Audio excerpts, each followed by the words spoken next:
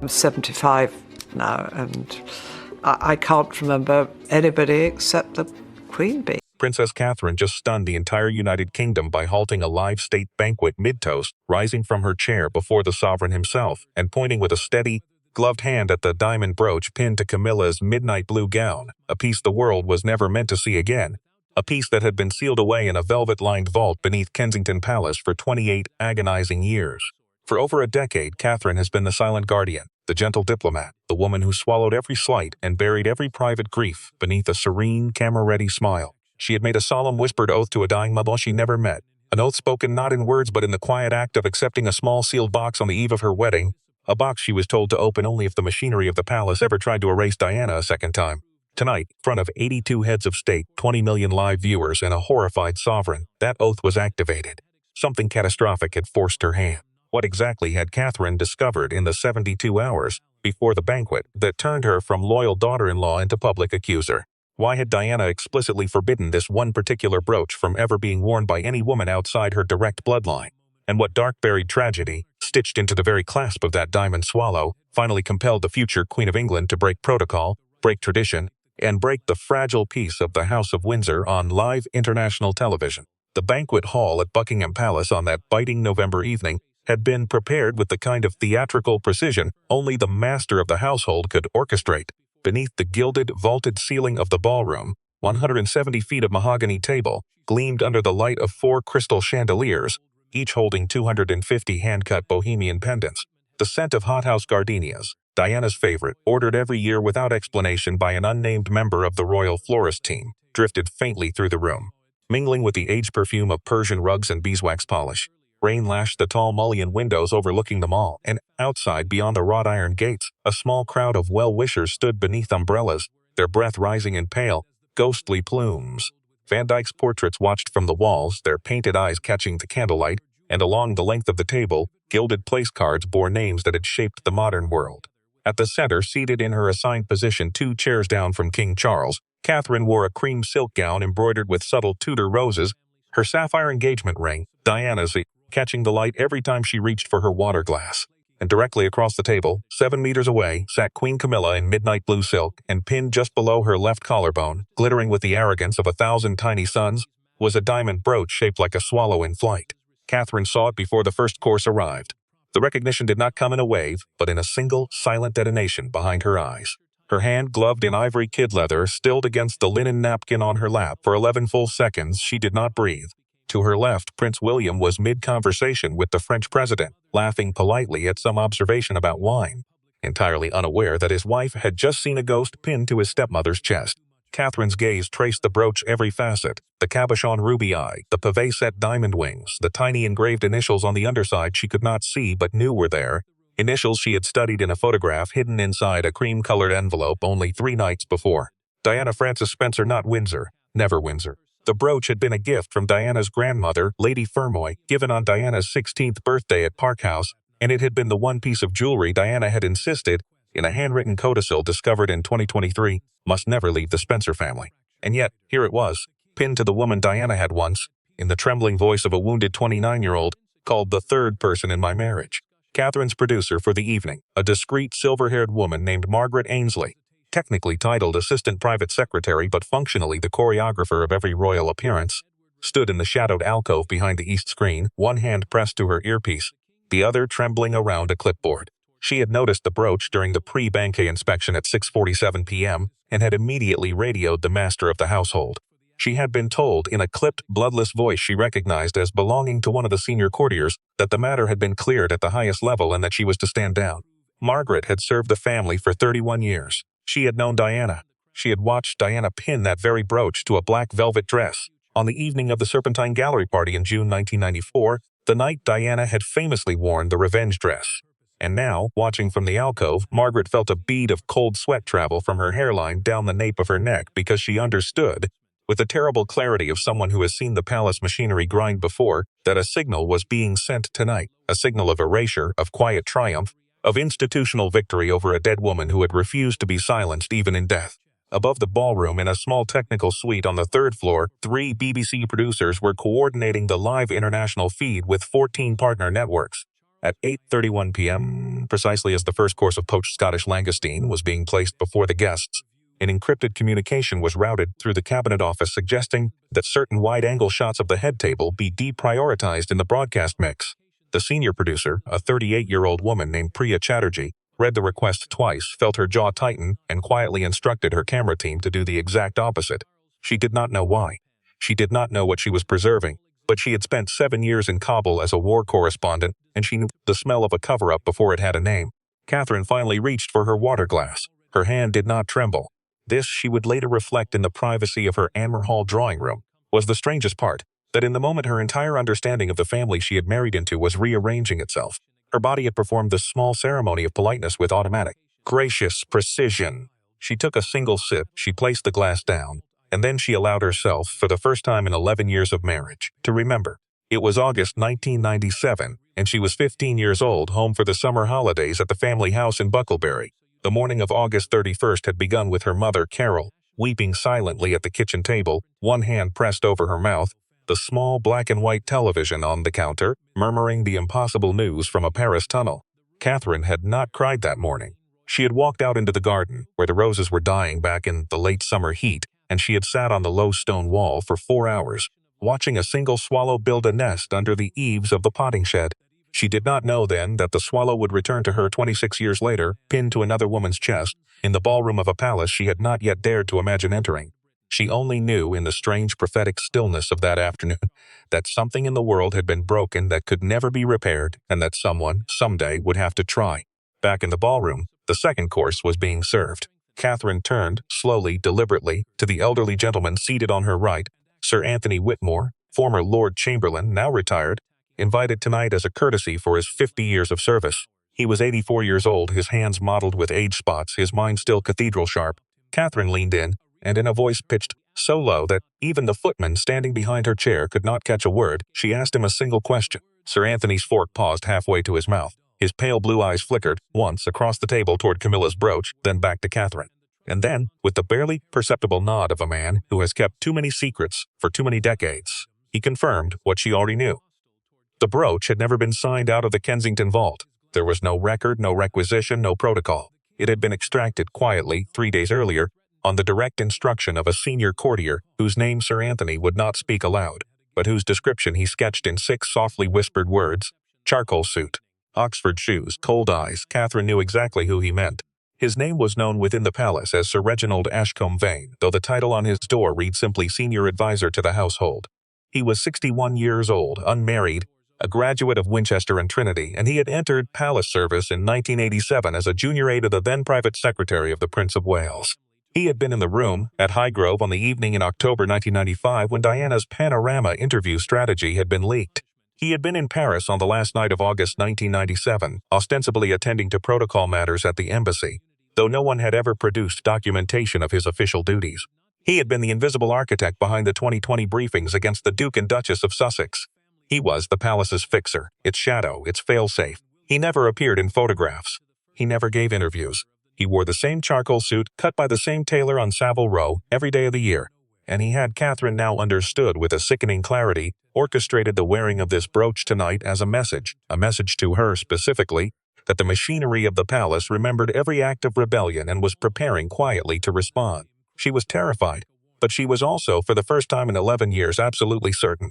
The cream-colored envelope had arrived at Anmer Hall on the morning of Monday the 17th, delivered not by royal courier but by a young woman in an unmarked black cab, who had handed it to Catherine's personal protection officer with a single sentence, "From the 9th Earl, for her eyes only," and then vanished back into the London traffic. Charles Spencer, Diana's brother, the 9th Earl Spencer, had written the note in his own hand on Althorpe letterhead, the ink slightly smudged as though he had written it in a hurry or through tears.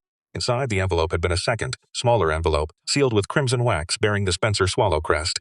And inside that envelope had been a letter 6 pages long, in Diana's unmistakable rounded handwriting, dated the 15th of August 1997, 16 days before her death. Catherine had read it 3 times that night, alone in the library at Anmer, the fire crackling low in the grate, the rain drumming against the leaded windows. And then she had understood. Diana had not merely worried about her death, she had predicted it. She had named the tunnel, she had named the pursuit. She had named the paparazzi as the visible instruments and the palace as the invisible hand. And with a mathematical precision that had made Catherine's blood run cold, she had named a specific date, Wednesday the 19th of November, in what Diana called the future reign of Charles, as the evening on which the swallow would fly again, pinned to the wrong breast, as a signal to my sons and the mother of my grandsons that the erasure is complete.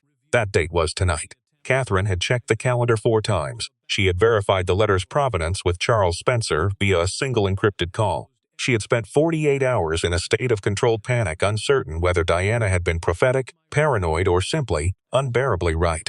And then at 8:47 p.m. tonight, when she had walked into the ballroom on her husband's arm and seen the brooch glittering on Camilla's gown, she had known with the finality of a closing door that Diana had been all 3.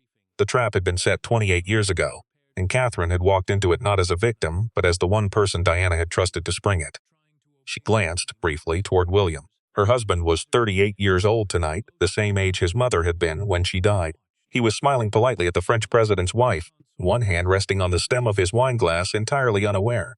Catherine felt a wave of tenderness so profound it was almost a physical ache, and then, beneath it, the cold steel of resolve. Diana's letter had not merely been a prediction, it had been an instruction. And the instruction had been unambiguous. When you see the swallow return, my darling girl, do not wait for permission, do not seek counsel. Rise and speak my name and let the machinery grind itself to pieces on the truth. At 8:56 p.m., as the king raised his glass to offer the first toast of the evening, a formal welcome to the President of the French Republic, Catherine placed her napkin, folded, on the table. She rose from her chair. The scrape of the chair legs against the parquet floor was, in the acoustic architecture of the ballroom, unnaturally loud. Every head in the room turned. King Charles, glass still raised, froze mid-sentence, his mouth slightly open. Camilla's smile faltered, just for an instant, but it faltered. William's head snapped toward his wife, his eyes widening with an expression Catherine had never seen on his face before, pure, unfiltered dread. And in the shadowed alcove behind the east screen, Margaret Ainsley pressed both hands to her mouth. And in the third-floor technical suite, Priya Chatterjee whispered a single instruction to her camera team: hold the wide shot. Hold it. Do not cut away. 20 million people, watching live across 14 countries, held their breath. In a pub in Edinburgh called the Guildford Arms, 47 patrons, who had been half watching the banquet on the wall-mounted television, suddenly went silent, pint glasses frozen halfway to their lips. In a small terraced house in Cardiff, an 82-year-old woman named Bronwyn Davies, who had queued for 11 hours in 1997 to lay flowers at Kensington Palace, set down her knitting and leaned forward in her armchair. In Montreal and Sydney and Cape Town and Mumbai, millions of screens flickered simultaneously with the same image: a slender woman in a cream silk gown, standing at the head table of Buckingham Palace, her gloved hand rising slowly, steadily, to point across 7 meters of gleaming mahogany at the diamond brooch pinned to the Queen's chest. Your Majesty, Catherine said, and her voice, trained by a decade of Royal Foundation speeches, of children's hospital visits, of Christmas broadcasts, did not shake. It carried. It filled the ballroom. It reached every microphone. I must beg your indulgence and the indulgence of our honored guests for what I am about to do. I would not do this if I had any other choice. I would not do this if I had not been left an instruction by a woman I never met, that I am now bound by the deepest obligations of family and conscience to obey. Charles set his glass down. Very slowly, very deliberately. His face had gone the color of old parchment. The brooch, Catherine continued, her gloved hand still steady, that Her Majesty is wearing this evening was the personal property of Diana, Princess of Wales. It was gifted to her by her grandmother, Lady Fermoy, on the 5th of July, 1977. It bears the engraved initials DFS on the underside of the clasp. It was sealed by Diana's own written instruction dated the 15th of August, 1997, in the vault at Kensington Palace, never to be worn by any woman outside the Spencer bloodline. It was extracted from that vault 3 days ago, without record, without requisition, and without the permission of the Spencer family, on the direct instruction of a senior member of this household. She paused. The silence in the ballroom was so complete that the ticking of the Ormolu clock on the mantelpiece, the same clock that had ticked through Queen Victoria's dinners, through Edward VII's cigars, through the Blitz, could be heard clearly from 30 meters away. I am not accusing Her Majesty, Catherine said, and now her voice softened, just slightly, with something like compassion. I do not believe Her Majesty knew what she was being asked to wear. But I am accusing the man who placed that brooch in her jewelry case this evening. I am accusing the man who has for 38 years worked inside the walls of this palace to erase, to undermine, and to punish the memory of my husband's mother. I am accusing the man in the charcoal suit. At that precise moment, at 8:59 p.m., the antique rotary telephone in the king's private study, a Bakelite instrument installed by George VI in 1943, still connected to a direct line from Sandringham, began to ring. It could not be heard in the ballroom, but in the king's study, where a single equerry stood watch, the ringing filled the small wood-paneled room like a scream. The equerry, a young man of 29 named Thomas Barrington Hughes, hesitated for 3 full rings before lifting the heavy black receiver. On the other end of the line, in a voice stripped of all sovereign authority, in the broken, rasping sob of a 15-year-old boy standing behind a coffin on the Mall, Prince Harry said only 4 words. "Tell her." "I know." And then the line went dead. Back in the ballroom, William had risen from his chair. He did not move toward his wife. He did not move toward his father. He moved instead with the deliberate, controlled fury of a man who had spent his entire life containing a grief the size of a nation, toward the shadowed alcove at the east screen, because he had seen, in the periphery of his vision, the charcoal-suited figure of Sir Reginald Ashcombe Vane attempting, with practiced discretion, to slip out of the room. William crossed 30 feet of parquet in 6 long strides. He did not raise his voice. He did not raise his hand. He simply stood in front of Sir Reginald, blocking the doorway with the full height and weight of the heir to the throne, and said, in a voice audible to every camera in the room, "You will remain where you are, Sir Reginald. You will not leave this room until my wife has finished speaking. And then you and I will have a very long conversation about the events of August 1997. Sir Reginald's face, that face so rarely photographed, so seldom seen, went entirely white. The color drained from his skin so quickly that Margaret Ainsley, watching from 10 feet away, thought for a moment that the man might collapse. His knuckles, gripping the small leather portfolio he always carried, turned bone white. He opened his mouth, he closed it. And then, with a small defeated exhalation, he lowered his eyes to the parquet floor. He was cornered. Catherine, still standing at the head table, drew a small object from the concealed pocket sewn into the seam of her gown. It was a folded piece of paper, cream-colored, aged, its edges softened by decades of careful handling. She unfolded it slowly, and she began to read aloud, in a voice that seemed to belong not to her but to the woman whose words she was carrying. "My darling girl, for I know it will be a girl, the one who marries my William, and I know she will be watching me from wherever I have gone, and I know she will one day sit at the table where I could not sit. If you are reading this, then the swallow has flown again, and the machinery has moved, and the men in gray have made their signal. Do not be afraid. I have written this letter so that you will know you are not alone, and so that you will know exactly what to do. There is a man. He wears a charcoal suit. He has the eyes of a cold winter morning. He has been my enemy since I was 19 years old, and he will be your enemy too. He arranged the isolation. He arranged the briefings. He arranged, I believe, the tunnel. I cannot prove the last, but I know it in my bones, as a mother knows the truth about the men who hunt her. Name him publicly. Name him in front of the cameras, in front of the world, in front of my sons. That is all the vengeance I ask. That is all the justice. Fly free. Diana." The letter ended. Catherine lowered the paper. Her eyes were bright, but she did not weep. Across the table, Camilla, Queen Camilla, 78 years old, the woman who had endured 3 decades of public loathing and had finally, painstakingly, been accepted by a wary nation, reached up with a trembling hand and unpinned the diamond swallow from her gown. She placed it carefully, reverently on the linen tablecloth in front of her. She looked at Catherine, and in a gesture that no camera fully captured but that Priya Chatterjee's wide shot preserved for history, Camilla nodded, just once, in acknowledgement, in apology, in an admission that she too had been used. King Charles closed his eyes.